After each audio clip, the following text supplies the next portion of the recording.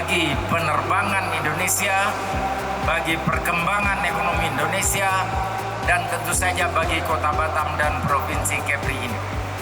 Saya katakan acara ini sangat penting karena di mata saya, Pak Rusdi, dari 4 kawasan ekonomi khusus yang ada di Batam, maka Batam Aero Technic inilah yang paling mumpuni, yang paling bergerak, yang paling memberikan multiplier effect bagi pergerakan ekonomi di Kota Batam.